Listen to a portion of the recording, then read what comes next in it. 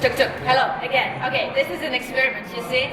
This is an amazing experiment by the organizers because we now will have a kaleidoscope of some amazing opinion leaders, experts, experimental people who work in the industry of Metaverse. As I obviously can't do it alone, so I'm really happy to introduce you to my co-moderators, and this is the first innovation of this panel. Two brothers. Hey, what's up, everybody? Aaron and Austin, Arnold. I'm already confused again. Guys, we are twin brothers. We have a YouTube channel, Twitter account. We drop a video. How many of you know AltCoin Daily YouTube? Okay. Don't even need the intro. But anyway, we interview notable people in the space. Great to be up here with everybody. Looking forward to a great conversation. How many interviews about Metaverse have you done, guys? Quite a few. We just had Mark Cuban on our channel saying buying land in the Metaverse is the dumbest shit. And I needed mine because otherwise from here I won't be hearing everyone. Oh, right here. Anyway, look forward to talking about all the hot button issues. Yeah, we had Kevin Smith. He just launched feature film NFTs. Gene Simmons on the channel. So everybody's starting to dabble. It's cool to be this early. Amazing. So what are your thoughts on Metaverse in terms of its application to the media industry? The media industry, being journalist, what do you expect from Metaverse? In my opinion, the Metaverse is just the digital extension of yourself. Like I think Instagram, Zoom, all that, we're already in the Metaverse. We already interact digitally. What blockchain adds is just ownership in that digital world, which all these companies are starting to figure out. Here's the thing. We're on YouTube, very Web 2, but that's where the audience is right now. It's great to gain new subscribers and more people viewing your stuff on YouTube because it has such a big network effect. I'm not sure what Web 3 platforms will have to do to bring people over. Maybe it has to do with censorship, maybe it has to do with data, but we cover it on a daily basis. Amazing. So we'll be having an opportunity to interview 5, at least, amazing people today. So I'm happy to invite the first of this kaleidoscope. Bruno, I look at you. Please, a round of applause for our first speaker. And the name of his company is written on his cap. You see, Larvol. And the thing that you want to know about the guy is that he's locked his company for a year in the Metaverse. Bonjour, comment ça va? Bonjour. Can you hear me? Yes. Can you understand my accent? We. I had an accent reduction therapy coach when I started my career. It didn't work. Bon. Nice Bruno. to meet everybody. So, why did you lock your company in Metaverse? And tell us, what are you doing? In which sector do you work? Yes. Like First, super I've got serious a quick stuff. question for the audience. I'd like to know how many of them have one of these today, by show of hands. How many of you have it? Okay. When I heard the previous panel, which was wonderful, I thought, I want one of these. And then I realized, I have one already. It's so exciting.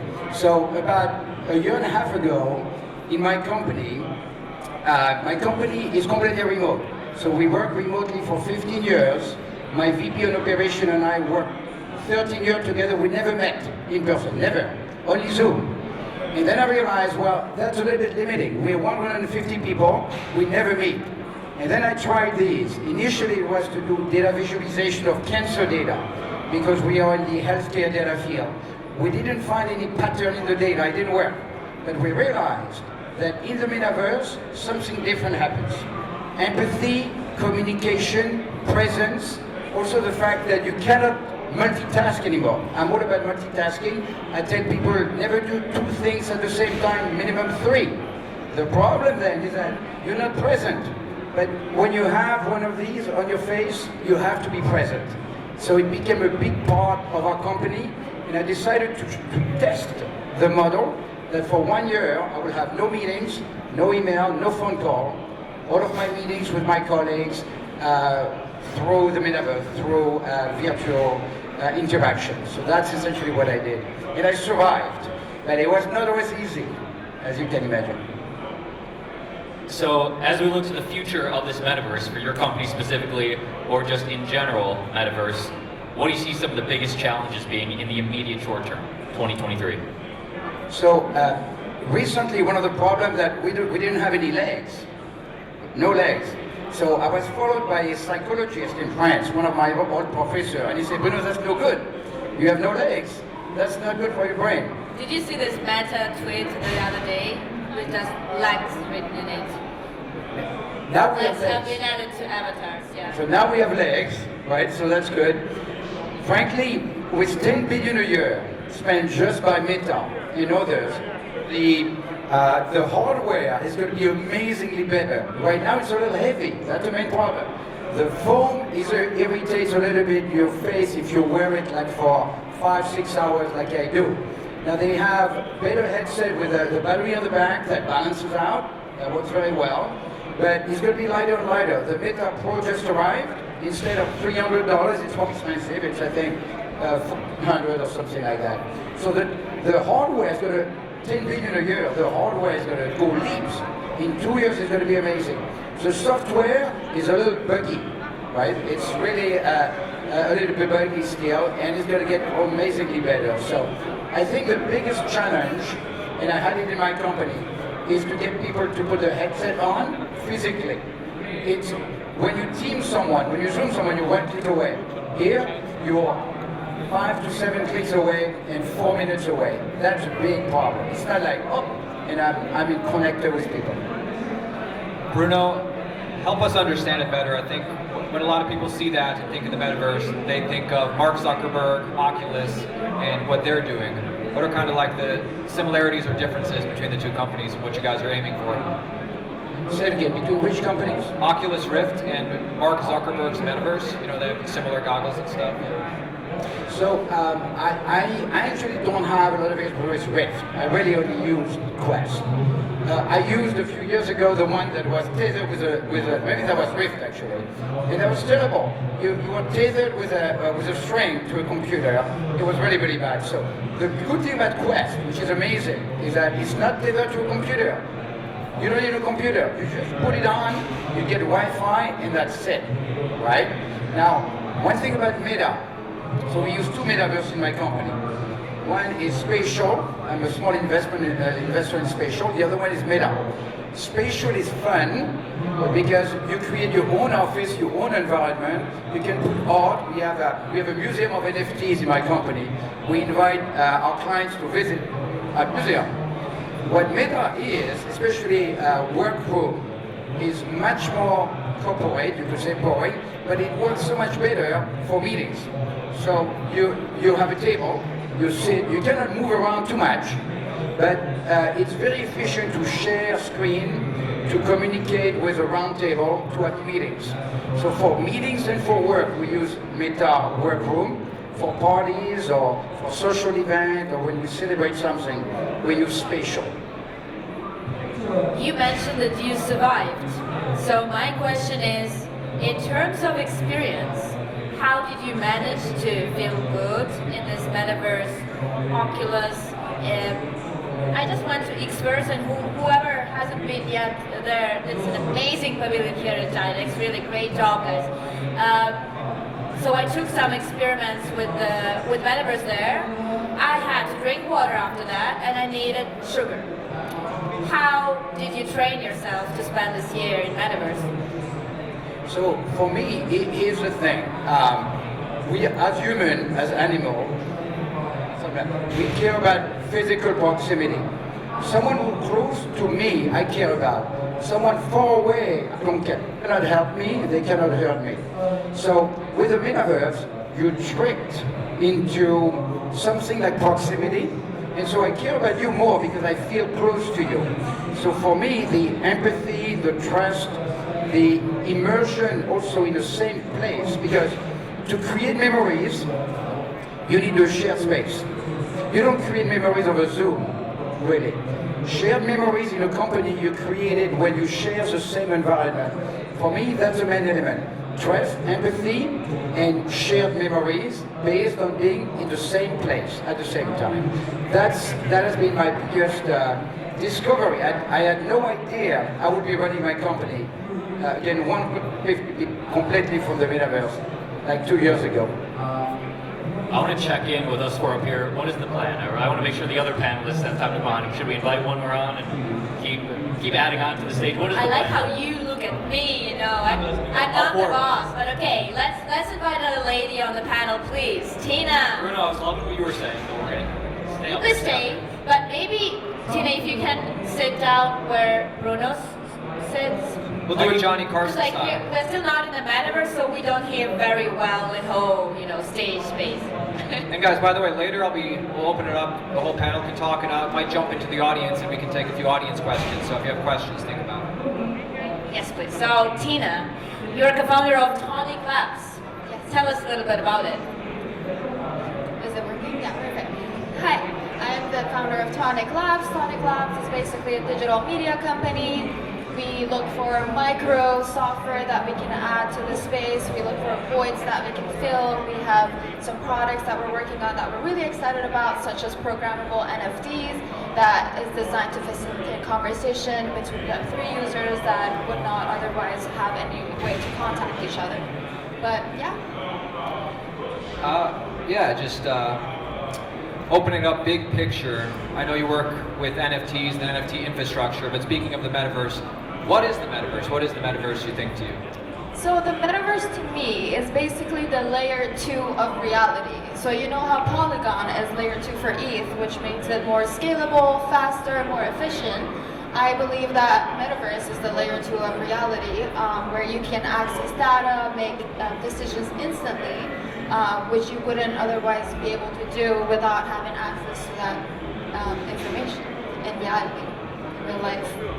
Why do you think Web 2 companies right now are hesitant to build on blockchain and integrate into Web 3? I think that so far we need better user experience, and that's the only thing that's stopping people from wanting to engage with Web3 that much. So I feel like that we just need more developer activity as well as better and easier user interface and experience. And your specific products, is that helping to make it easier for companies coming to Web3, or specifically? That's how I like to look at it, because personally I'm not a big trader, but when I was trading NFTs or looking at crypto, I was getting super confused with charts and everything. So with Decrypt, what I tried to do was make it super easy and to understand, so it's not just like complicated charts that you're looking at, but it's also summarizing stuff for you. It's customizable dashboard, stuff that me as a girl that was super new to Web3 was struggling with. I tried to kind of embed that within Decrypt. I'm a little bit familiar with Decrypt. It's like an IC tools. It's an NFT data aggregator, right? Yes, exactly. And phase 2, it will be crypto as well, but phase 1 is NFTs only. We talk a lot about education here today. We know that there are so many developers in the world. Still, blockchain developers constitute a small fraction of those. So how do you see the solution to this education issue? How do we involve more developers to the space? How do we educate them to build this new ecosystem in the metaverse? Well, I believe that, first of all, it is going to happen a little bit organically as well as, big companies like Costco, let's say if they did their membership through NFTs, not just the membership card that you get. And as more and more companies come, more developer activity will be happening. And also, we need more blockchain interoperability, so it would be easier for them to actually communicate with each other and work on different blockchains and platforms. Final question, I actually want to throw it over to Bruno. We do want this to be, I'm going to ask you to ask a question to Tina, if you have one. Just because we do want this to be, open discussion, free-flowing. So, question for Tina? Grab a mic. What do you think is the biggest misconception about Web3, or more precisely about Metaverse? And do you think it's overhyped or underhyped at this stage? Well, for NFTs specifically, I do see that it was overhyped, and I do see that dying out, which I think is a sign of a maturing market. but I feel like the technology definitely needs to be hyped. There is so many sectors that it could be used in. So I think that the hype was placed in the wrong place, you know, it was just misplaced, but definitely the hype for the technology should be there, and there's so much that it could be used for. I'm a firm believer. Maybe it's quite hyped right now, right? We're early. We're early. So early. Next guest. Okay. Next guest. Guys, pick up the next guest, please. We have Rolando, we have Bayless. Yes, Rolando. please, Rolando. Who's ever the most eager? This is what we want. Yes. This guy's got something to say. Thank you very much. It's a pleasure. For the folks out there in the audience, you know, how'd you get? All right, what is your company? So the company is RD, R. Donnelly. It's a global Fortune 500 marketing communications company. Just a little bit of nuggets. We printed the Harry Potter book, for example. We are the largest commercial printer in the world, and we are an integrated solution company for a lot of Fortune 500 companies. And with the Metaverse specifically, what's the implementation in this next year? So there's a natural transition, right, from being a print company. You have to evolve. You have to see that there's this natural evolution from print to being a digital company and starting doing print marketing. Then supply chain management comes into play because you have to implement supply chain management strategies and marketing. And then from print to digital, there's a natural translation towards meta, right? And in this natural evolution, there's this capacity to tell beautiful stories, to engage with consumers in a different way. And for us, it's this way of truly bridging this next stage. No? So marketing, print, now digital, and now meta. You're also an expert in sustainable economic policies. So how do you see the development of the sustainability agenda with the Metaverse? So it's a great question. No, I see. You have to start by framing the Metaverse. No, is it truly a true technological revolution? No, and if we frame the evolution of human beings, you can say we go from an agricultural revolution to an industrial revolution to a technological revolution, and now we might be being in a transformational revolution. No, and every revolution has three main components. One, I think they disrupt social interactions. No? Two, they actually create new markets and create new economic opportunities. And three is they change the way we as human beings experience our environment.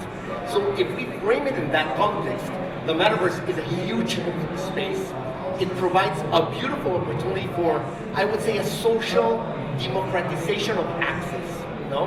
And it provides a platform where if you have a digital representation of yourself, like you said, and I can take a couple of comments from other panelists, I would say it's that moment where the true utility function as an economics of your digital self is equal or greater than your physical self. And that's where things become very interesting from an economic perspective.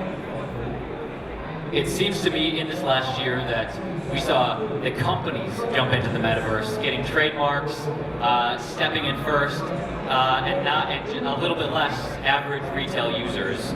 Do you think that's the way it's going to trend in the next couple of years, or how do we get average people in?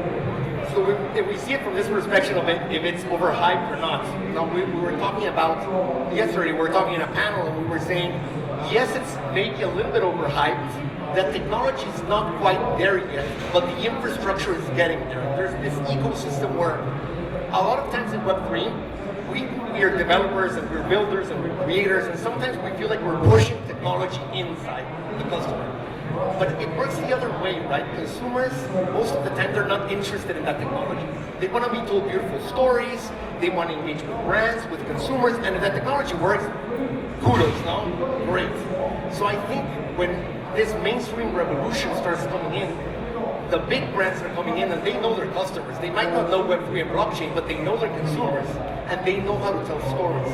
If you can provide this component of ownership, stakeholder engagement, build your community and provide value, then you're into something. And I think brands are starting to experiment, and once they get fully into that, we're going to see an explosion of growth in the Metaverse. Speaking of explosion of growth in the Metaverse, just thinking 5-10 years out, what different aspects of life do you think will happen in the metaverse? Is it we're going to be in the metaverse all the time? Is it, obviously gaming and hanging out, or how do you see it?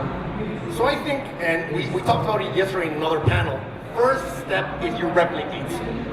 You just get what exists and you put it in the metaverse, you do a virtual representation. It's complex, it's kind of quirky, the graphics are not quite there yet. After you replicate, you start to innovate. You start to create different solutions, right? And you said something very interesting. In the introduction, you said, I use Web 2 because it's my platform, it's for the audiences. Right now, metaverses are transforming into communities, but communities is just a new way of saying audience, right? And what Meta is doing and what decentraLABS is doing, they're just actually asking you, come into my platform, we'll be your user base, and tomorrow let me see how I can monetize that. So at the end of the day, I think the metaverse will be new sets of communities or audiences that are already prepackaged with particular interests where brands can actually go and offer their value propositions. And I think we're going to have this hybrid going in and out of this digital experience, right? I don't think we're going to be fully in, but I think we're going to have a nice balance of new products, new services, and beautiful stories at the end of the day. I think that's the key. It's very interesting that you compare community to audience, but I think there is fundamental difference that community is actually creative while audience is passive. But this made me think, do you think that people in Metaverse actually want to be active or they prefer to be passive? Because we talk a lot about Web3, creative economy, everyone is enabled to create and monetize content, but how many of us actually want to do it? That's why I say I do equate community with audience. It's just that community now has the component of being active and dynamic because they want to be stakeholders, right? And I think it's the pivotal change that needs to be incorporated. Brands need to stop looking at their consumers as, let me do this product for you, let me look at it, let me test it, let me do a little bit of polishing, and let me sell it to you. They're going to start making them part of the process. And as we mentioned again yesterday, the metaverse is bet on this platform, buy in, bootstrap me, help me develop it, let's create it together, and you'll get a little piece of the action, right?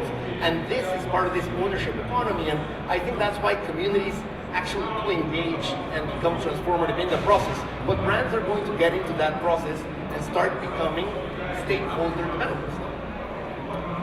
Absolutely no pressure. Tina or Bruno, feel free to jump in anytime. You don't have to. Otherwise, we're going to bring up Damien soon.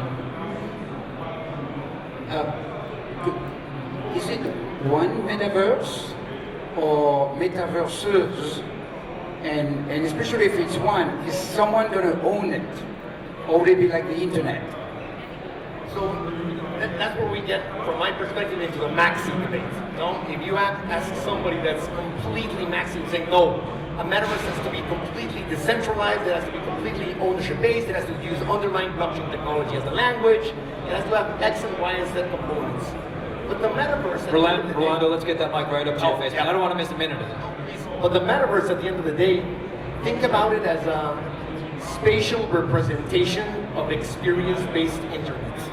So at the end of the day, it can be as simple as an XR web solution from your company, which provides a new experience, or it can be a fully decentralized platform, and it can be integrated or completely plugged out. So we talk about interoperability, right? But the interoperability function has to do with the ownership part of the technology that enables transactions and this marketplace and this creator's economy. But at the end of the day, by just having this augmented experience and you having your office, you're having your metaverse, which tomorrow you might be able to plug it into a layer 2 solution and you'll be able to talk to other platforms. And I think we're looking at microverses from a corporate perspective, then turning into a metaverse side. Love to bring up Damien. Yes. I would love to hear Damien's point of view on this. Again, we're trying to do like a Johnny Carson thing, multiple guests, all interacting. Damien, come on down.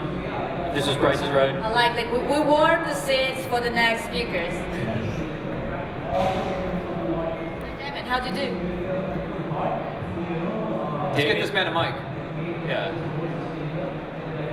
So, room 11. Yes. gaming? So, at Realm 11, I mainly advise Japanese company with their Web3 strategy. Just a quick background, I spent the last 15 years in Japan, working basically on licensing and branding, with many different projects from, I would say, Sanrio, Hello Kitty contents with amusement park, with VR, AR. So it was really interesting. A conversation earlier with HoloLive because I work with HoloLive and the virtual YouTuber, I produce YouTuber, VTuber content too, and just trying to help Japanese companies to bring their contents in the West. Also working on gaming because we have a AAA GameFi studio in Abu Dhabi right now. So coming from Japan, we feel we're already in the metaverse. Let's make sure, enunciate, speak clearly, because we're, trying to fight these people out there, so. I want to ask you this. We were talking yesterday, we got a chance to meet, and you started giving some really great perspective, and I stopped you because I wanted you to save me for the stage, but I asked you this yesterday. Why do you think, or what's stopping Web 2 companies from jumping into Web 3? What's the holdup right now? I think the biggest problem for a company with Web3 right now is it's really difficult for them to come up with content that cannot be experienced, that could be only experienced in the metaverse.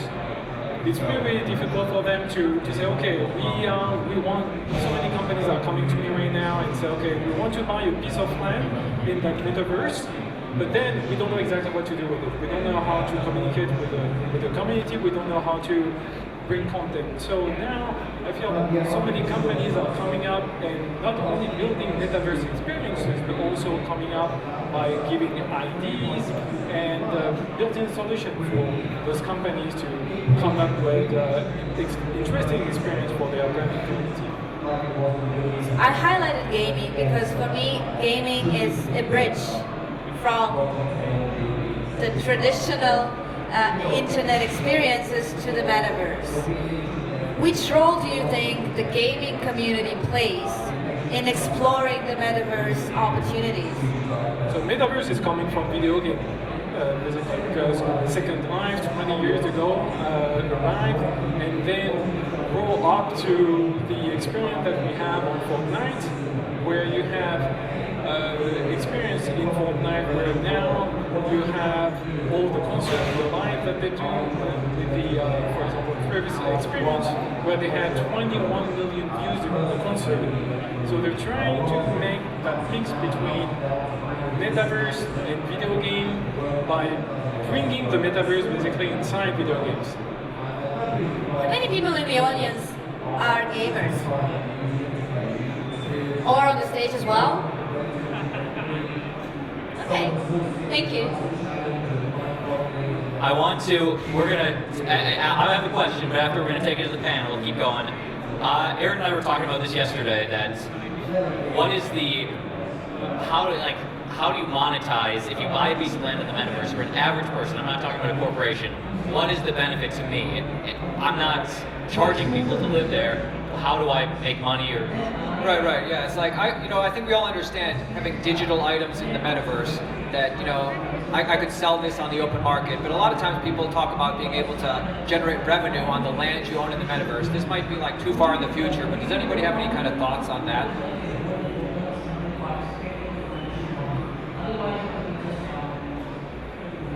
Well, of course, one of the ideas was back to proximity, meaning if I have a piece of land next to Snoop Dogg, whether or not I meet Snoop Dogg on the way to my virtual land, there's a certain proximity that creates value. So of course, that's a bit speculative, and we'll have to see the role of the real estate in the metaverse and how as NFT they make value. One of the challenges, of course, is limited supply or not limited supply, and arguably in the metaverse, you've got unlimited supply of land. So it's going to be for game experiences, and I like the point about storytelling, to make real estate valuable. Because I think scarcity is going to be hard to enforce with land. So that's going to be very interesting to see how that plays. For example, I would go back to that community audience thing. Like Mark Twain said, buy real estate, they're not making more of it. We are right now in a place where they're making more of it. And imagine you could buy a piece of YouTube, and that piece of YouTube would start giving you a royalty, a monthly royalty, just by having purchased an original stock little piece of YouTube. Now if we see a new community in which you say, this has a limited supply of, let's say, 100,000 plots, and I'm going to buy 10% of those plots, and the utility value of that is that I'm going to get a profit or a utility or a benefit proportional to the 100% of the value of those plots. That could be a model where you can actually monetize as a community by saying, jump into this project, bootstrap it, and tomorrow you'll get a revenue share of everything that this new metaverse generates. For example, that's the revenue stream. Or the other is through NFTs. No, that's how they're working right now, is buy the NFT, join the community, you're bootstrapping me, and you'll be privy to merch drops or X or Y or Z. So I think the property aspect of land value has to do with proximity, but also has to do with how much you can extract as now being shareholder of that ecosystem. No? That would be my thing. Another Mark, in your recent interview, Mark Cuban actually said that buying real estate space in Metaverse is the dumbest thing you can ever do. How many skeptics do you meet while interviewing? Do you think that this is something that is a very, discussable point of the Metaverse, or not the most? Well, the thing that we try to do on our channel is bring in many different opinions. You don't have to agree with us, but you need to have a strong opinion, because that's what we like. If you have a point of view and you can back it up. Now, Mark Cuban's a big Ethereum person, he's a big crypto investor, but he's very skeptical about the Metaverse, essentially saying that, yeah, he was an investor in CoinTelegraph, the Bored Ape other side Metaverse, but essentially it's like a pass to a club, right? Oh, we're all in the same club, we all have land. But other than that, if you're buying land, you're an idiot. Now, we just listened, that got written up by all the CNBC and the Bloomberg stuff. If you guys were sitting with Mark Cuban right now, what would you tell him? It's wrong. Why? For me, the Metaverse is really a way to just be myself, a safe place where I could enjoy the content I want and experience I can only find in the Metaverse. It's really one of the only way right now to really be yourself and the person that you want to be. Mark Cuban would say, and for those reasons, I'm out.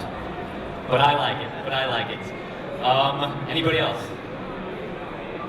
I actually have to agree. I do believe that the unlimited supply of land makes it hard to make it more valuable, but I do believe that being part of the community makes it more scarce. So you want to say, I do have, like, let's say with Bored Ape Yacht Club, I am part of the other side, because it's becoming more of a status thing more than about the land itself.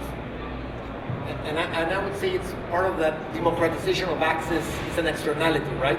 For every 10,000 Metaverse projects that will appear, there will be a couple of them that will be great utility value projects.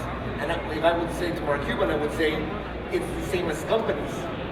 There can be 20,000 companies. Think about it as investing as a shareholder in one of them. You will actually see, and you say most companies do not have value, but if you actually read through them and find the 2 or 3 of them that can provide you that, then it's like investing in a company. If I would have been able to invest in Fortnite a couple of years ago, a little nugget of it, I would have bought it immediately, knowing what it could have given me. Metaverse definitely is democratizing access, but also it creates risks related to this democratized approach.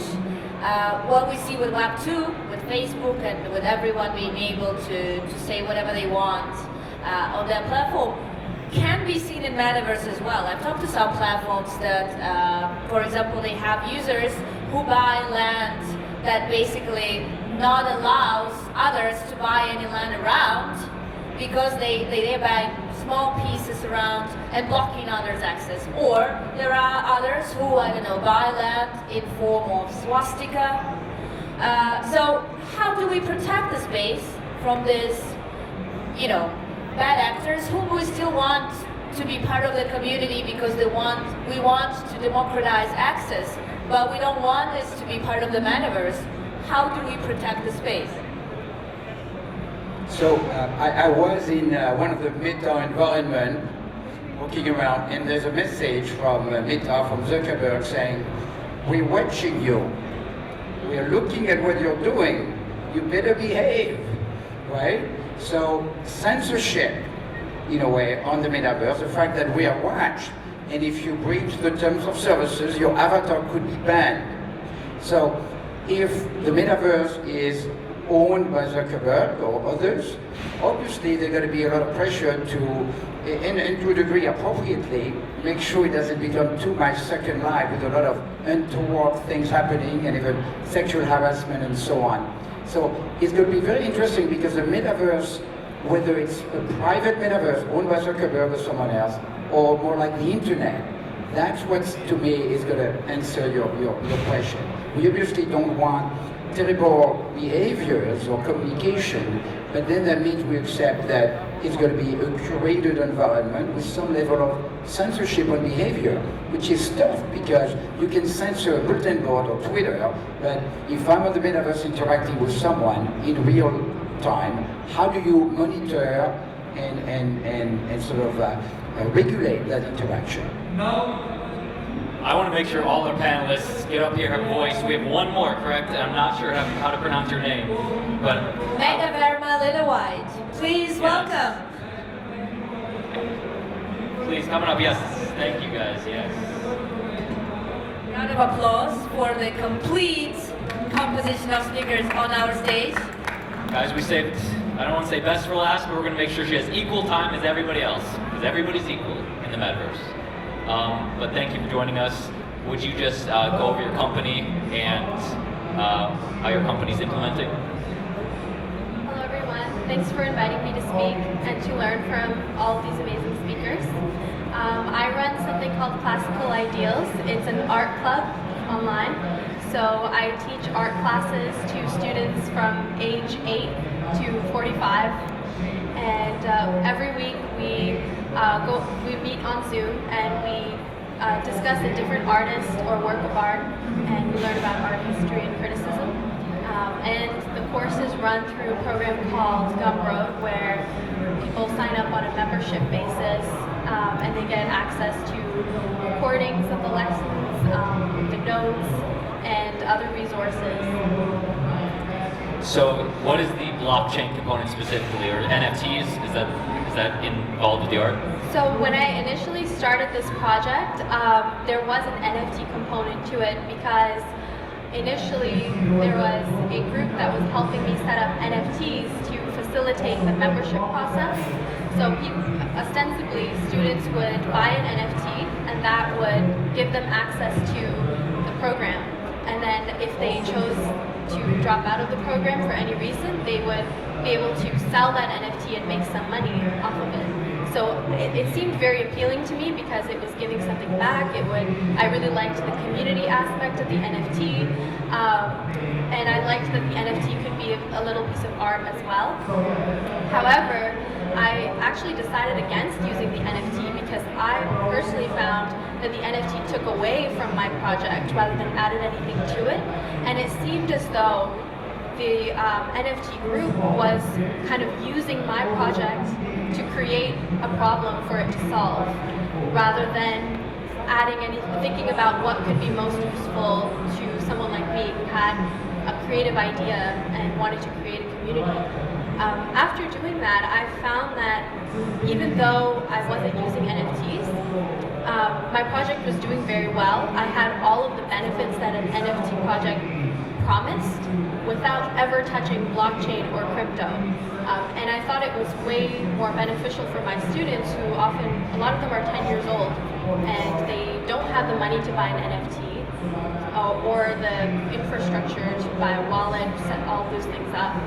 And so paying with fiat currency through Gumroad was actually much easier for them. I created a Discord where I speak to all of my students and we have discussions every week about a new work of art. Sometimes my students visit art museums.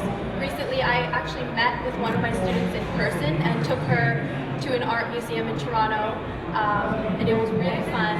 So actually I've used technology to create a community of people online from all over the world without ever touching blockchain or cryptocurrency, even though I began with that intention. So I think my project really raises an important criticism of crypto and blockchain and the metaverse, because it forces us to consider, are we trying to solve problems that are not there just to use a new toy? Do you think there were, problems because they just wanted to create an NFT and just kind of monetize it, or was that the case? Was that can you explain again the problems that they were having? I didn't see any utility of the NFT that I couldn't do without it. I would love to know what the panel thinks. We're very early, it shows that. What do you guys think about this? I like how we added this grain of skepticism in the end, really applauses for the organizers, because I think this is the most important topic that we can actually raise, to be critical. Because when we talk only about, oh, blockchain is just great, NFTs are amazing, everything is just so cool, we'll live forever and everything will be amazing, and then we have all the issues that we have in the world right now, and somehow blockchain is not saving us from this. So I think criticizing anything, analytically thinking about this is extremely important. So yes, please, whoever wants to add to this point. Before you jump in, Bruno, and everybody, and I do want to hear what you're saying, is there something, do you have any thoughts going forward, is there something that needs to be tweaked or changed, or you think it's just kind of too far off, it's just, nothing in the immediate term could change to make it worth your while? What do you think could be tweaked? Is there something involved in the NFT type process that you think could change to make it more appealing to you and what you do? Or at this point in time, you think it's kind of too far off? There are a few things that could be changed to make it more appealing. So one of them would be to make them more affordable for younger people, for people who don't have as much money to spend on NFTs. Another thing would be to remove the gamification. I've heard that word said so many times, and instead think about how in the 1900s they had the Paris Expo, and they had really beautiful illuminated tickets that everyone would get, and they could keep them as a memento forever. And when I initially saw NFTs, I saw them kind of like that, selling a membership, and then you have a physical ticket. It's actually a very beautiful piece of art. And I think a focus on beautiful art, rather than, so when I was working with OpenSea and I was looking at other projects, there was Boss Babes, apes, all of these things, I noticed that a lot of them didn't really care about how good the art was. They cared more about creating as many sections as possible so that they could, and categories, so that they could create artificial rarity in the different pieces that they had. Oh, only 3 of them have a red hat on it, so that it would sell for more money. And to me, that seems very insincere as someone who's an appreciator of art and artists. And I always stay away from things that are insincere because I think it poisons the whole project. So if NFTs were focused on created by real artists, and it was a genuine piece of art, it was more affordable, I think that would attract me more toward them. And if they offered some benefit that I could get from it that I couldn't get already available technology that works with fiat currency. So for example, maybe a way for me to preserve my intellectual property so that if the program that I use now, Gumroad, suddenly decides that it finds my content offensive, I don't lose the more than 40 hours of lectures I've recorded so far. Rolando, you're marketing the blockchain space, right, for your clients. So how much do you think there is this FOMO among people who maybe don't know yet what is the problem, but already search for solution? I think it's part of the inherent problem, right? Blockchain is a beautiful idea, and it's a game changer, right? But right now I think we're still, after this great movement, we're in the replication phase. Rather than truly disrupting and innovating, we're just trying to bring in new ways of solving or addressing the same problems. We're not actually trying to figure out how to change them. So if you take CEOs, very, very, very passion forward towards the metaverse and blockchain and Web3, and they go down because they know the vision, they go down to their C-suite and they're like, we gotta get into this, get into this and jump right in. And then the C-suite team sits down and the CMO is looking at the CIO and it's like, is this your job or is the CTO's job, or are we monetizing this? How are the KPIs gonna work? And then it becomes an issue, no? So what they do is they just hire someone that kind of knows and tries to experiment this. And it's a natural way of getting in. And as we were discussing also yesterday with a little bit more of a corporate way of approaching enterprises, you have to keep the machine running. So you have to keep your traditional marketing strategies, you have to keep your traditional path that monetizes, but you can start upscaling, you can start onboarding, you can start experimenting, and then you dedicate partial budget. And it's been done before. Marketing, it's not, we saw it yesterday, I was talking to a friend, and it's not about having this crystal ball, no? We were talking about, marketing is about constant, gradual experimentation, knowing your consumers and trying to work with them. And I think that's where blockchain is providing little by little solutions. So when new customers try to come in and the clients are saying, what can I do with blockchain? Sometimes the fundamental question is, why? Is it really relevant for you right now to get into blockchain? Or should you just go and start doing more experimentation of sensorial experiences, or more of a immersive play, or maybe play with a community play, not necessarily using blockchain? And then it will gradually take you into the full-fledged, down the rabbit hole where we are now. For sure, I agree. I believe that it's a process, but for as of now, the only thing that I can think of is validation and also speed. But the things on the blockchain cannot be manipulated. It can prevent fraud, and it would be easier than dealing with a Web2 solution. So that's just my opinion at this moment. But I definitely believe that it is taking time, and it is. And for example, that's a great point, because as enterprise partners start looking into this, they start experimenting and they want to get to that point. No, they do want to get to that point. But if they just see it too far away, they'll just be too scared to dive in. And more large corporations, they want to nibble a little bit, and experiment. It's a really interesting conversation, because 2 days ago I had a meeting with Roblox, the head of content, and challenging on the metaverse and the blockchain in general. And what he says, we don't care about Web3, we don't need Web3. We are making the metaverse without Web3, we don't need it. And what I see also in Japan is half of the companies are making metaverse without Web3 because of the regulation is not in place and they don't believe in it. But the other side, they really believe in the ownership, data ownership, and the fraud and how we could protect the users. They really believe in the Web3. So I really believe you'll have both non-Web3 metaverse and Web3 metaverse. Then for the NFT itself, I really feel that the NFT should be more like season pass or badges or digital subscription that you could use on different. Let's get that mic right up to your mouth, man. I don't want to miss it. Digital subscription. And Bruno, you want to... I just want to, for a second, take a risk and be political. Because in a way, there are two types of metaverse that could happen. One is a metaverse of abundance, where everything is free, because metaverse is made of shiny polygons all over the place. So you could say, well, everything is free, it's abundance. And the second one is a different metaverse, which is a metaverse of ownership. If everything is free, you don't really need NFTs necessarily, right? You don't need to have ownership. Now, Ochi earlier talked about the kids and how in their life the digital objects in their life are so important. So I believe that as humans, the same way we want proximity, we actually want ownership. And therefore we need scarcity.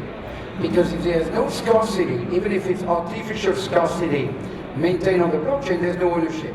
For example, my new project is, just a plug here, it's actually the diamonds of the metaverse. If you think about an object that needs to be scarce, it's a diamond. Otherwise, it's just a shiny polygon. So I believe that NFTs have an important role, even if the gamers right now, of course, maybe of course, are pushing back on the invasion of ownership into that new frontier.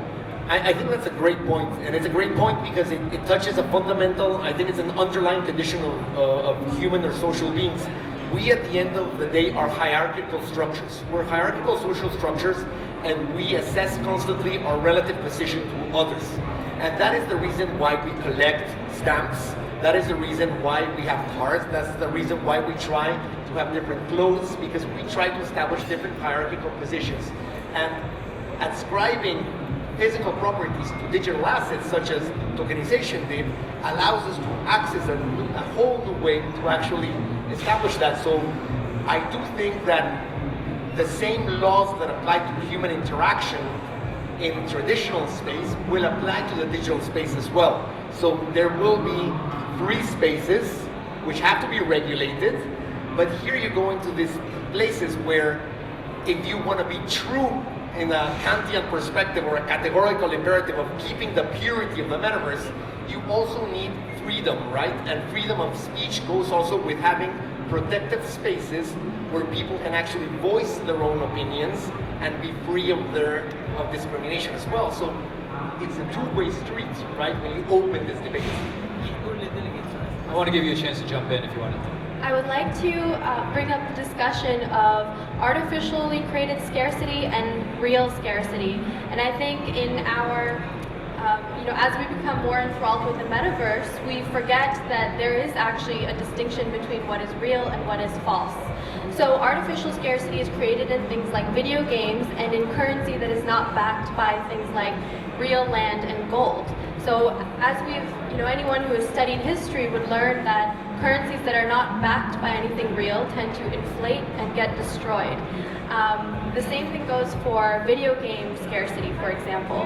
Like, the trophy you win in like a Mario game is, they can create an infinite number, but they artificially create one that you can win. So that's not real value, that's value in a game. So real value is something that everybody can earn. So everyone can earn $1 million. It just depends on whether or not you have the creativity and ability to put in the effort to earn that. So yes, it is freely available to everyone, but it's gated by your effort and your intelligence and capability. So in this way, I don't think that we need to focus on creating artificial scarcity, because then we're just creating a video game.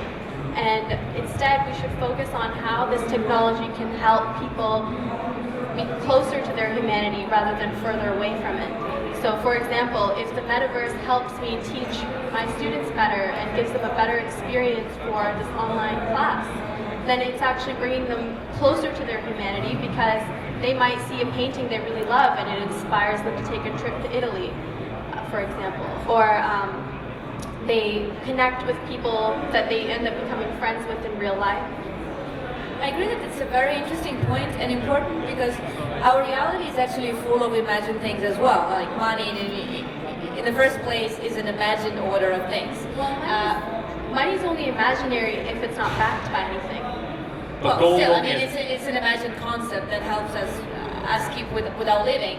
But I like your way of thinking of metaverse as actually an opportunity to look at the real world differently. So I think this is fundamental. Do you think that in general the community wants to run away from the reality and be part of the metaverse space, or rather want to use this experience and are ready to use this experience to apply this to real world that is pretty under a lot of risks recently? I think it's What I really see it as Web3 users are running away from reality. Nobody wants to have anything to do with their actual. It's all about digital ownership and digital, identity. So, being anonymous with their NFTs, or being part of communities that have nothing to do with our reality. And every project that I've seen that is completely replicating something from reality to the metaverse, you don't see it doing that well, because we're looking for innovation, originality, something that you're not seeing in your everyday life. So that's my opinion. To me, we are changing reality. I would even say it's the end of reality, just to be again a little bit controversial. We are moving. And the history and the reality. We're moving into a simulation, right?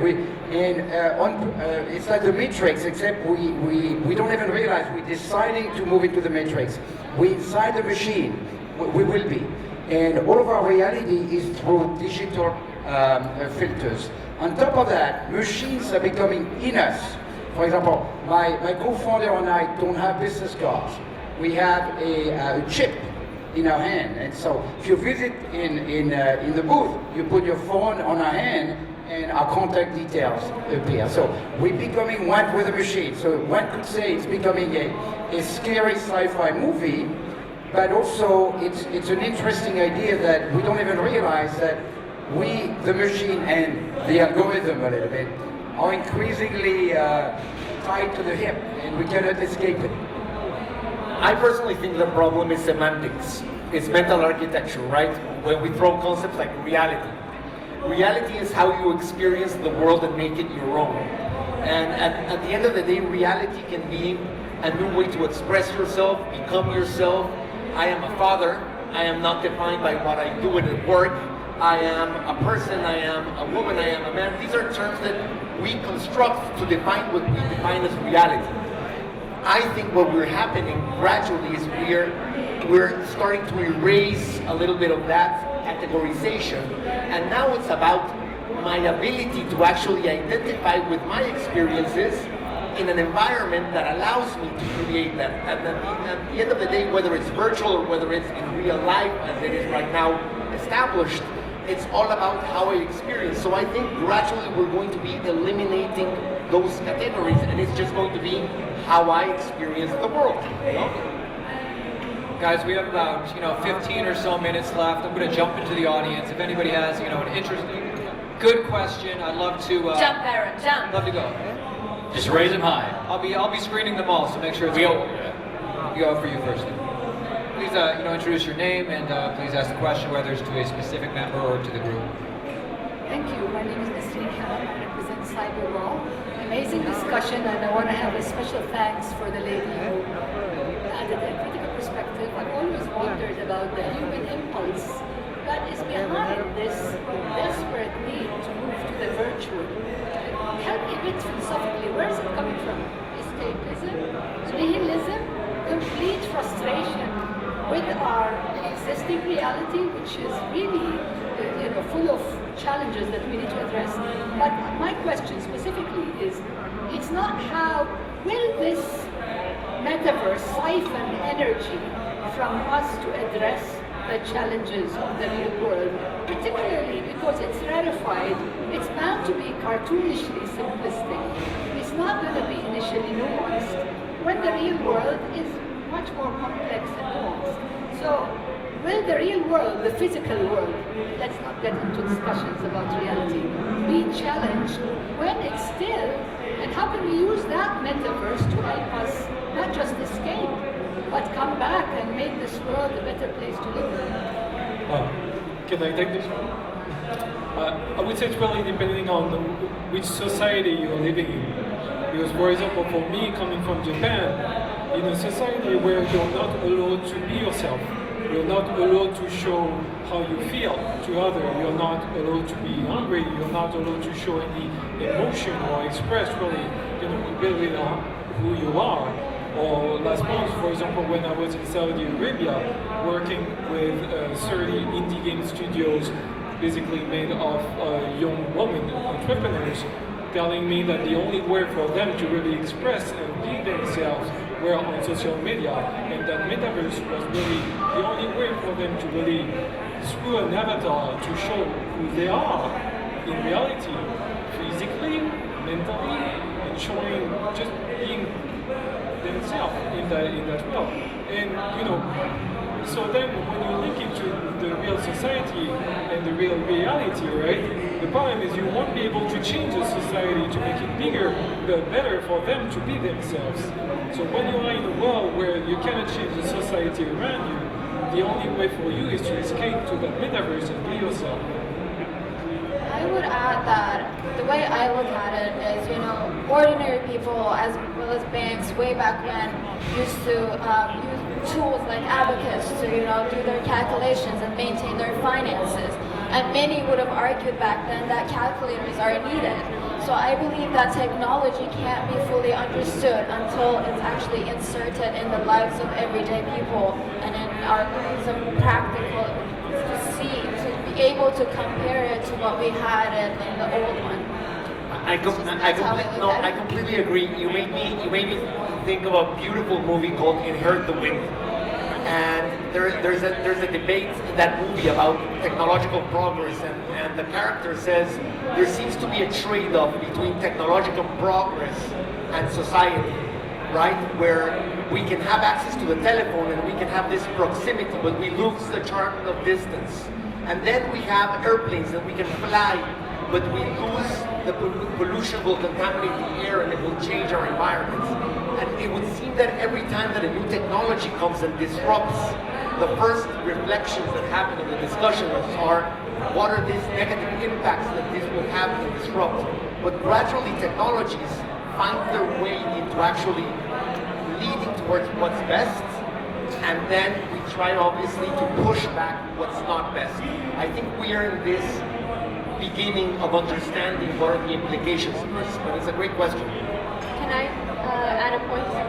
I would say I want to address the first part of the question that you asked, which was very good, which is what is compelling people to go to this virtual world. And to answer this question, I would say that it's like Plato's allegory of the cave. If you're blind, you would prefer looking at the shadows on the cave wall rather than looking at nothing. But the shadows on the cave wall are only an inferior and false version of reality, which is outside the cave, the real physical world. I think many of the social problems we're facing today are what compels people to be enamored by the metaverse. So people are increasingly isolated from their families and from their communities in separate houses. Cities are not zoned to facilitate community and interaction, rather they're zoned to facilitate cars and corporations. And all of these factors lead to people feeling more loneliness, and the way that work and school is set up is to crush creativity and individualism, because people are encouraged to just follow what the protocol says, follow the curriculum, and they are increasingly being treated as machines in the real world rather than as human beings. The metaverse offers an opportunity for people to express their humanity again, albeit in a very, very diminished and inferior way to what they could accomplish if they instead focus their energies on correcting these core problems in society, such as the structure of cities, the structure of schools, the structure of our workplaces that are trying to remove the craftsman and the human being from every field of work. So I think if we solve these first problems, then fewer and fewer people would be enamored by the metaverse. And in fact, when we have a large society where the majority of people want to escape it every day by going into a virtual world, by looking at shadows on the cave wall rather than reality, it's showing us that we have a deeply dysfunctional and sick society that people are escaping from. Bruno, and then we'll go to Aaron again. If every technology, of course, whether it was the TV or the internet, people have been worried about the impact. Just quick story. I love the metaverse because for me it's about humanity, hopefully not humanity, and about connection. My father-in-law has Parkinson's disease, and he always wanted to go to Tibet, and now he's too disabled to go to Tibet. I put the headset on his, and he visited part of Tibet. And I know another old person wanted to go Megha, and she couldn't. She was too old, but she could put the headset on, go to Megha. I've got a co-worker who wanted to immigrate from a certain country. He couldn't, but he could immigrate to work with me thanks to the metaverse. As every technology, it could be used positively or negatively, and the more powerful the technology, the more it has two sides. But I think that the metaverse is actually, I go back to an earlier point, undervalued because it's so easy to make fun of it. And it's such a thing that people associate with children in gaming. So I think the impact on society is actually undervalued, and I hope that many of you today, based on this conversation and the previous panel, if you don't have one of these, it's really a great investment to just understand and experience it yourself. before I'm throwing it back to you, Aaron, just a bit of irony. The word digital actually comes from digitus, that means an index in Latin. So it's something that we can touch, and now we can't touch it anymore. Back to you, Aaron. All right, our next audience member, please introduce yourself. Our next panelist and audience member, the great Scott, please introduce yourself and let us know if you're addressing a specific person or the group, and ask your question or comment. So my question is, first of all, this is the conversation we should be having. So I'm very thankful for this and your conversation too, because what's happening, if you think about it, the problem we have is human condition. And this human condition is what we're about. And there's no question taking us out of reality. Because remember, the only thing that's real is us talking right now. Everything else is an illusion. 2 minutes ago, 2 minutes from now, right? But what we do is we tend to get locked into our thoughts and have this place that we go to in our brains. And this technology facilitates that. That's why I'm actually kind of from the point I'm saying, well, I think consciousness, because number one, everything we're doing here, our only job, everybody in this place, is to help consciousness unfold. That's it, right? All this other stuff is great. But we're now at a point where we have this problem of human condition, and we're lost in thought, where people are looking and he's trying to escape, and we're missing reality. So this is a very, very, very important discussion. I wish we would have more of these, and this will be happening. Now, as far as one question for you, Peg. The thing about an NFT is it's a contract. It's a smart contract. At the end of the day, that's it. How the humans decide to use it, we can use it. It can be a free contract.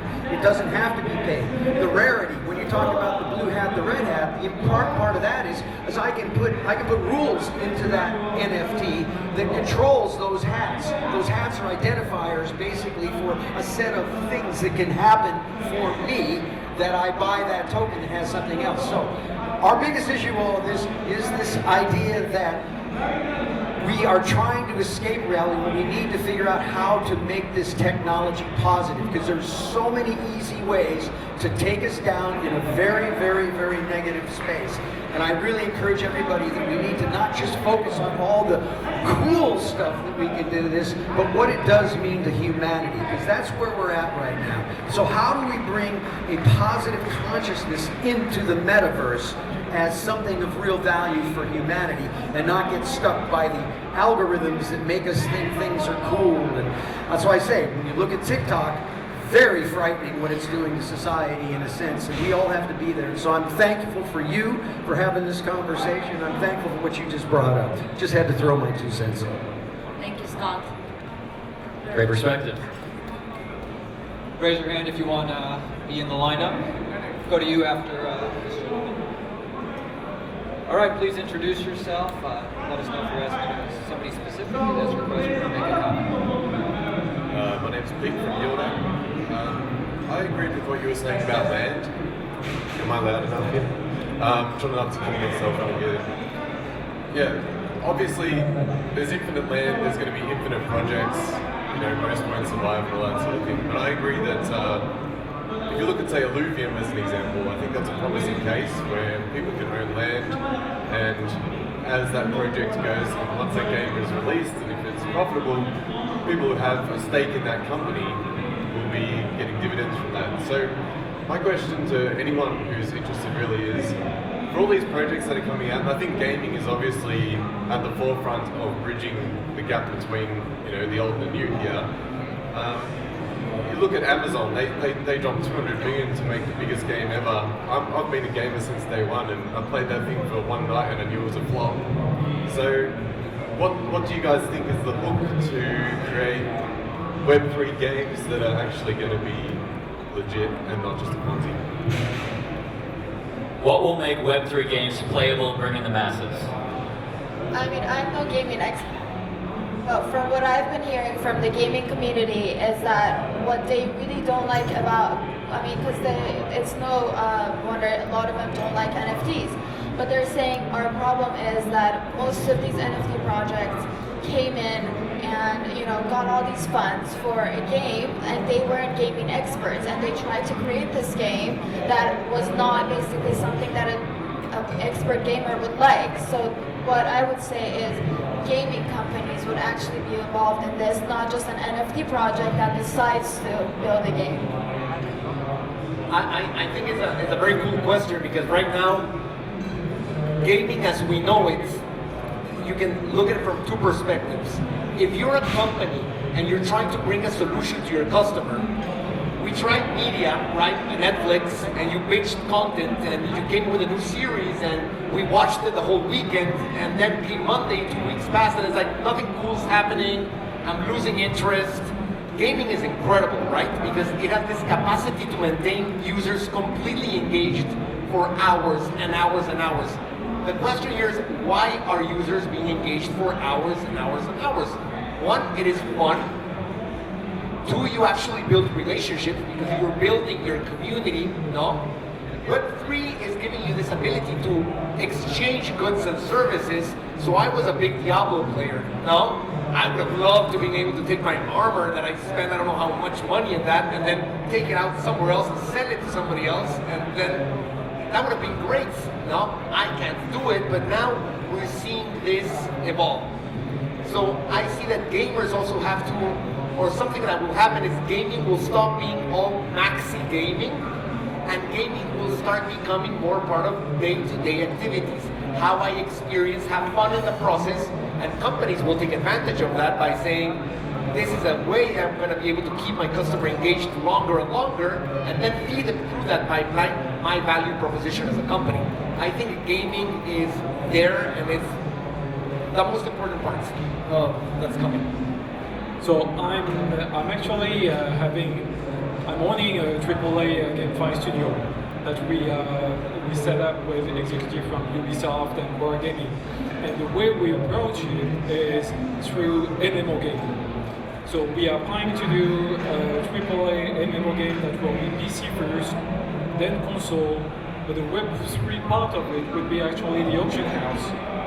Because now the biggest problem most MMO have is the black market that are used by Diablo and even World of Warcraft, where you have all those people, especially in Southeast Asia and South America, doing everyday farming gold and selling their gold basically on eBay or sketchy website and don't really have any secure solution to monetize this aspect of it. So what we are trying to do is bringing them a safe place so they could trade their assets and make money from it, and giving just the choice to users to interact or not with the Web3 side. So we are not trying to force them on, you need to use the Web3 side. If you want to make money from it, then you have the possibility to do it. But the biggest problem right now is that the biggest platform like PlayStation and Xbox don't allow Web3 games to do it. So it's a conversation that we are having now with Sony. Epic Games is really open, especially with the Gala games coming up. So to me, that's really the first phase will be that. Then for next, we'll see how it'll do. Just quick one. Gaming has to be for fun, though. If it's game or play to game, to earn, right? If really you're playing to make money as a primary objective, to me, it would take away the fun. So that's why people are using the term play and earn. That I understand, but play to earn, that would kill the fun for me, right? Because it would feel like working all of a sudden. What about play to learn? For example, training is something boring that's not boring. Training for CNC, for example. Hazardous activities that require high-skilled machinery training. That is usually you go when you train and it's quite boring, and now you even have simulators, but if you can make it fun, it's right for you to actually train and upskill, learn how to operate the machine, have fun, and maybe you even get a little I love that. or something. That's train me. I'm all game for that. Yes. So I like that. Aaron, please pick up the last question. Totally, and if maybe one or two more questions, because I've just been alerted. This event is too popular, the traffic is too much, and for the next panel, they're waiting on one of the speakers, so if we have go a little extra, it's okay. Amazing, great news. Okay, let's go for it. All right, please introduce yourself and let us know if you're asking a specific person or everybody and make your question or comment. Hi everyone, my name is Shumaila and I'm from Pakistan. So if we talk about positivity and negativity, the first introduction to me of the Metaverse and Web 3.0 was to earn money, create NFTs, go to a platform and perspective we are talking right now is to change the world and look into the world on a positive side, that if I want to just get lost from the real life and be in my own box to have some peace or happiness or to play a game, this is something we already play video games, but the connectivity of games with showing the people the positive side of the world, like we show students, okay, you can learn by interactivity, you can visit the world, you read in your books, and you can visit it by using virtual reality is a new perspective. So for me, the problem, the one of the problem is awareness. What we are showing the world, which side we are showing, positive or negative, how we are selling it. For me, it was only the purpose of earning money, so I left the idea. I said, this is nonsense to me to just have an NFT, to sell it to some other person and earn the money, or wait for 3 to 5 years and get it like $2,000 for me. So it's all about awareness, how we are marketing, how we are spreading the awareness, what it is, and how we can change the real life to a positive world rather than spreading negative energies. So I would like to really know about your opinions, like what we are doing to our youngsters, to our 10 years old generation and to the elders, that you can actually have a positive world rather than just focusing on earning it by it. Just quick one. The most positive thing for me, in addition to the carbon negative impact, because if I don't travel to New York for a meeting, I save a lot in terms of energy, right? But the most positive for your question for me is that if my kids, let's say, their best friends are in a completely different culture, a completely different country, the empathy, the connection, the understanding worldwide, I mean, I could be a little bit dramatic, but it's going to have a big impact on military conflict, because our best friends are going to be all over the world, not necessarily in our city or even in our country. Now, so to me, the fact that the world is becoming flatter, even flatter with the Metaverse beyond social media, is a big, big positive. It has also some negative, of course. If I don't talk with my wife anymore, that's not going to be good, right? But I think net is going to be a positive way to communicate worldwide and create understanding, and maybe less war. If I can jump in, I think the final frontier of this technology as a platform has to be social economic development. And I think the beauty of this technology lies exactly in its ability to go to developing economies and create novel solutions where there's current rules of the game that are set against certain players, like financial inclusion with banking, with KYCs, access for financial inclusion as platforms, being able to tokenize in a region your property as a coffee plantation, to be able to leverage liquidity from investors worldwide to be able to export your crops, being able to use education platforms where you can actually use and have traceability of where the funds are going for social development. These are a lot of second tier advancements that we have to push for right now, because the technology always is incubated obviously by disruptors, and it's pure technology, and then it gets early adopted, and now we have to go and see how we can distribute that technology and actually make it accessible for all.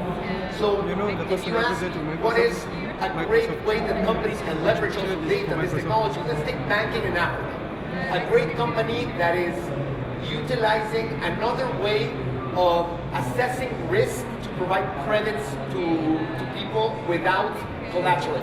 How do they do it? They take your cell phone and they look at your activity and what you do, for example. And one of the features that the algorithm classifies you as a credit-worthy subject is whether or not you have a gaming app. Because if you have a gaming app, then there is this association that you have certain set of skill sets that make you more trustworthy, because you can process risk, you know what it is to lose, and you know the benefits of winning. And it's not a perfect model, but it allows you to have other data points that could be used for the betterment of society. So I think that is the next step where we have to focus all the energy with this technology, this environment, that's where it should head, no? If I could just give my 2 cents, another thing that I liked what Scott said was, it is just a tool. So just like the internet is a tool, and you can make money with the internet, there's a lot of negativity on the internet, but a lot of positivity too. I think the internet leads more positive than negative, but it is, for me at least, up to us as users to decide where our attention is going to be and what projects we want to support, because it is early. And you know, the dApps and the applications being built are being built now, so it's up to the individual for me. I agree with everyone on the panel. I would love to add that decentralization in general, decentralized technology enables diversity. And this is something that is extremely important if we want to build a sustainable future, because we are a little bit biased toward this Americentric vision of the world, and the whole centralized Western world is informationally bring everyone toward this Americentric vision, while decentralization in all its the implementations from blockchain enabling financial inclusion to decentralized remote teams that work on decentralized projects and are being paid with cryptocurrencies that are not related to any financial system of any country enables an incredible diversity and inclusion within teams that create completely new products, completely new ideas, completely new narratives, just because they are not biased around what they are seeing around themselves in real life.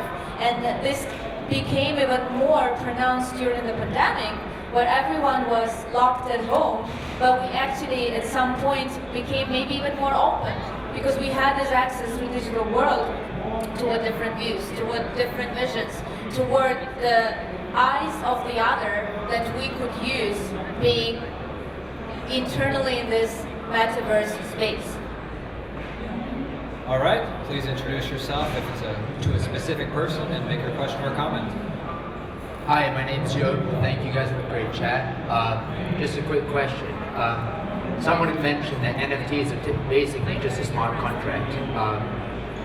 Typically in a conventional contract, if one side doesn't uphold their end of the bargain, a judicial system comes in and then can sort of sort that out for both parties involved. Given that smart contracts are so new and judicial systems globally might not recognize them to the same extent that they do a conventional contract, how much of a hindrance do you think that is in the adoption of smart contracts for things like title deeds, plane tickets, tickets to concerts, or any sort of commercial agreement between two parties? So wait, so just to clarify your question, it is a centralized contract can do things much faster? Well, in a centralized contract, when somebody doesn't uphold their end of the bargain or their side of their service, the other side will probably take them to court. If their contract is a smart contract, it might be more difficult to do that because the courts might not recognize a smart contract as much as they would a conventional contract. That's basically. So I think you would have to separate both, because it's the same as a contract. When we call contract, we just mean an automated process in which certain conditions meet other conditions and provide an action, right? If A and B happens, then do C, and that's just an automated process. The actual back part of it is how do you actually use it for the betterment of the regulatory environment. So let's take notaries, for example. When you go to buy a house and you get a public notary to certify, what you're actually doing is you notary, trusted individual, have the authority by a representative, which is the government, the central authority, gives you this representation through a seal to actually validate that the contract is original and that everything that in the contract was stipulated is true. Blockchain solves that trust issue because everything that's recorded is immutable. But then you come into the place, okay, it's immutable, but who is giving me this recognition or validation? And it's a central authority that will do it. So notaries, when they introduce blockchain technology, it will be accompanied by the regulatory process and the legitimacy that a notary can actually provide by witnessing that that contract is structured. It's the same with fiat and cryptocurrency for payment of taxes. No? when you actually have the ability to pay your taxes, then that's when you have the central recognition that you can utilize the currency. No? You could pay it with whatever you want, but if it's not recognized by the central authority, then it has no purpose being utilized in the system. So I think rather than saying, like in tech and medtech, no, robots are going to replace surgeons, is robots are now being used by surgeons as a tool to become much more efficient. Love that. Aaron, do we have any others? Yes, sir. Yes, sir. You're ready, my friend. Please introduce yourself. Hi. I have read in an article describing that information itself is reality. So, Please talk to the mic. Thank you. So it says that at quantum level, we could figure out the fabric of reality if we could actually measure the precise information without the randomness. Like if we get the precise information about anything, we can figure out the fabric of reality. So when we consider the digital space, we have the capability of having the precise information. We can have the precise information without the change of probabilities. So the question is here. So do you think Metaverse is the next phase of our evolution as a species? The next phase of our evolution, or is it beyond that? Is this the next phase of the cosmic evolution? Could you repeat that for me? I didn't quite catch it. No, it's if quantum processing and quantum information is actually going to, this is how I get it, is going to a place where it's actually changing the fabric of, I would say, society, or how we actually live as human beings. Will the metaverse actually have this transformational impact? I have an idea. That's a great explanation for it, and there's a concept in psychology called the safer wharf hypothesis. It's useful for understanding this. The hypothesis says that the structure of language influences the way that we think. So if we consider smart contracts, as Scott mentioned earlier, the metaverse is all about helping our consciousness unfold, in his words. Then we can consider the metaverse and blockchain as a kind of language by which human beings can express themselves in a different kind of medium. So if we follow the safer wharf hypothesis, it would mean that expressing ourselves through the metaverse would influence the way that we think and have, a developmental influence. And we can see that just in the difference between typing and writing by hand. I'm sure many people will have noticed that when you write a caption on Instagram, you write a little bit differently than when you write an email, and you write a little bit differently in an email than when you write a text message. So all of these are instances of the safer wharf hypothesis in action, where the technology is a mode of language that alters the way that we think and express. And I think it plays out with the capacity to process, the ability to process data fast. And that's what when you talk about quantum computing, for example, or this ability to actually process data in a way where we can have immediate response, or we can have day-to-day knowledge of everything that's happening, then I think it's where we start getting accelerated shifts. No? Right now, we are still, at least as human beings, we're still faster in certain ways of how we interpret rationality and how we actually process our environment as we see it. Then the great question is, how will, and I have no answer here, but the great question is, how will quantum computing and the evolution of technology come into play and disrupt the dynamics of human behavior and human interaction? That's a question I can't answer right now, but I think it's a great question. And also coding in the end is the most universally accessible language. So it's also a language, and this is something that is very important for the tech, because this enables everyone who is able to read the code, to access the code, and to be part of this without being biased by cultural background with our linguistic languages. Guys, the next panel is ready, so I want to give... Well, why don't we give everybody final thoughts and then... All right, sounds great, guys. Really appreciate the discussion, maybe starting from down the line. Just final thoughts for the audience.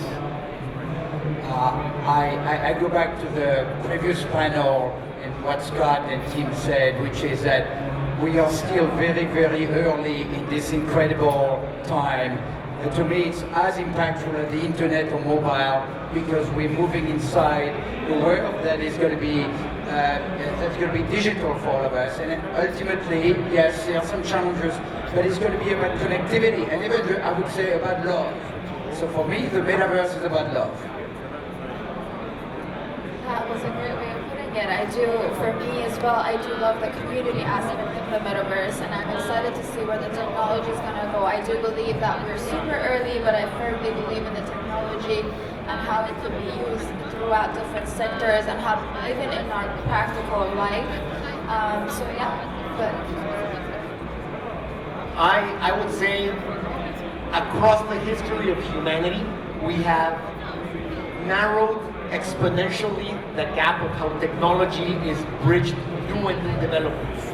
And we are coming into a hyper-accelerated phase, and every change comes with resistance, and then it comes with adoption, and then we are going to see the true face of this. So what I think is that we are currently in this hyper process of really understanding where we're going, but it's definitely very important to look at it with a positive eyesight, and trying to see the breadth of what this can give, which I can think it's transformational. Personally, I believe it's transformational for human interaction. To me, the metaverse will bring the next generation of entertainment. I can't wait to see how AI and new technology will push forward the boundaries of entertainment and can picture, for example, the Star Wars. We'll be able to be in the Star Wars universe and speak with AI better, having a real conversation with them. Because I think that most of the characters that we know, or the actors who passed away, will be able to make them alive again in the metaverse and have real conversation. It's a really interesting experience with them, so can't wait for the future. I would like to thank everyone for inviting me to the panel and for this amazing discussion. My closing thoughts are to remember that you are meant to use technology. It's meant to serve you and not the other way around. Don't let technology use you. Love the discussion, guys. Thank you for sharing your time, and we'll leave it to the next. Austin, your last thoughts. Thank you for sharing your time. This is what I love. I love coming to conferences to get that in-person conversation rather than just an article, rather than just a snippet online. So this is what I love. I've talked to a lot of you already. I look forward to talking to you guys a lot more, along with you guys on the panel. So thank you.